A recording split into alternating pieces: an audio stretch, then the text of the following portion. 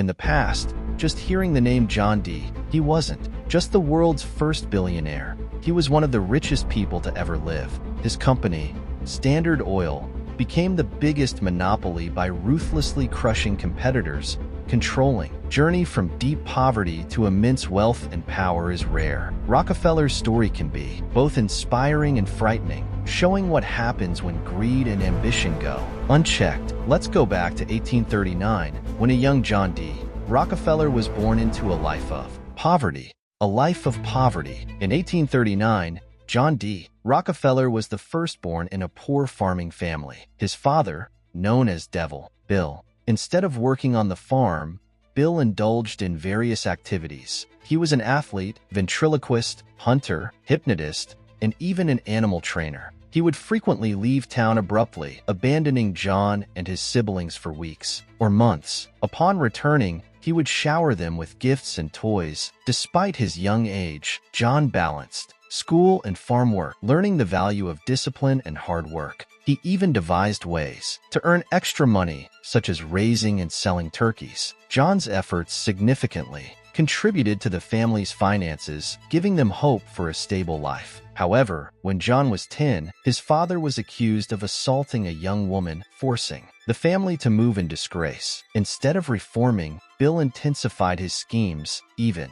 marrying another woman under his fake identity. The Rockefellers moved frequently, with John taking on more responsibilities. He managed the family's finances, found ways to earn money, and even started giving small loans. Finally, the family settled in Cleveland, Ohio. At 16, John was ready to work but faced rejection after rejection due to his age. After 6 weeks, he secured a bookkeeping job at a small firm. He celebrated September 26th, the day he got the job, as Job Day for the rest of his life. Despite the modest pay, John excelled and earned a raise, which gave him independence from his father. He also began donating 10% of his salary to charity. After 2 years, a recession hit. Despite the economic downturn, John felt confident. His experience had prepared him for the next big step, starting his own company.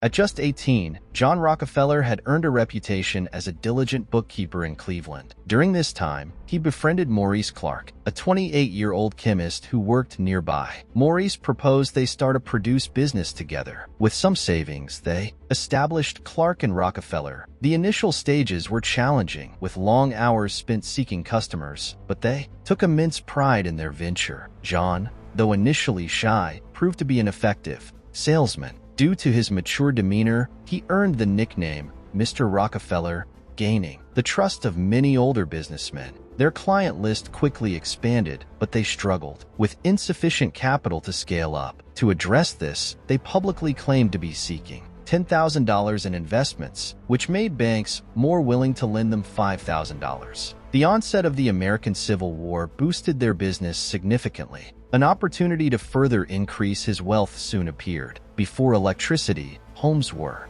lit by oil lamps using whale fat, a scarce and expensive resource. In 1859, drilling for crude oil in Pennsylvania provided a cheaper alternative, dubbed black gold. Samuel Andrews, seeking investors for an oil refinery in Cleveland, introduced John to a process that purified crude oil into kerosene, a superior lighting fuel. John and Maurice, with surplus funds from their produce business, invested $4,000 in Andrews' refinery. Initially a side venture, the refinery's profitability quickly outshone their primary business. Recognizing this, they shifted their focus entirely to oil refining. The oil market's volatility was a significant challenge. Oil supplies fluctuated wildly. To dominate the market, John avoided the unpredictable business of oil. John Rockefeller's early business strategies, particularly in forming strategic alliances and negotiating favorable railroad rates,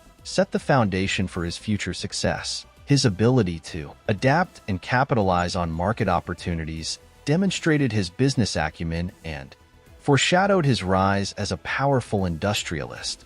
The ruthlessness. By the time the economy recovered, Standard Oil dominated major refining centers and had built a network of pipelines, earning the nickname the Octopus. Despite his success, Rockefeller faced growing opposition. The Pennsylvania railroads, attempt to compete by building refineries led Rockefeller to retaliate fiercely, cutting ties and driving down kerosene prices. His actions contributed to a major labor strike and the railroad's downfall, further solidifying Standard Oil's dominance. Rockefeller then struck a deal with the railroads, securing favorable terms and even more control over the industry.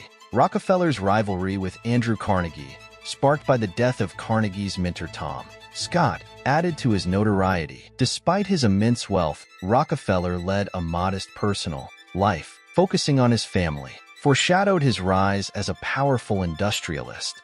The power. When Morgan approached Rockefeller to buy the Mesabi mines, he was referred to as John Jr. Jr. surprised Morgan by insisting that Morgan name the price. He also acquired Carnegie's steel business, forming the world's first billion-dollar corporation. Rockefeller's wealth grew, especially with the booming automobile industry's demand for gasoline. Despite retiring, Rockefeller still owned 30% of Standard Oil, growing wealthier due to the automobile industry. However, Standard Oil's harsh business practices made it a prime target for President Theodore Roosevelt, who sought to dismantle monopolies. Journalist Ida Tarbell's exposés, driven by personal vendetta, revealed Standard Oil's unethical practices, turning public opinion against Rockefeller. Roosevelt capitalized on this, launching an unprecedented attack on Standard Oil, charging it with monopolizing the oil industry, predatory pricing, and bribery. The lawsuit, the largest in history at the time, led to the dissolution of Standard Oil into 34 companies. Ironically, this breakup made Rockefeller even richer as his shares in the new companies tripled in value. The nice man. After retiring, John Rockefeller, the world's richest man, dedicated his life to philanthropy. Over 70, he energetically pursued charitable work, believing he was a soldier of God sent to benefit mankind. He had always donated at least 10% of his income, often anonymously, despite critics labeling it as image improvement. In 1913, he founded the Rockefeller Foundation with Frederick Gates and his son, John Jr., aiming to create a lasting impact. By then, he had donated $150 million and would eventually give $540 million. The foundation and Jr. also contributed hundreds of millions more. The Rockefeller Foundation, now over 100 years old, has donated billions, focusing initially on medicine and education. It funded research that combated diseases like malaria and meningitis and built schools worldwide. John's legacy is complex, balancing immense charity with ruthless business practices, making him a fascinating figure in history. Thank you for joining this journey, and I look forward to sharing more details with you in future videos.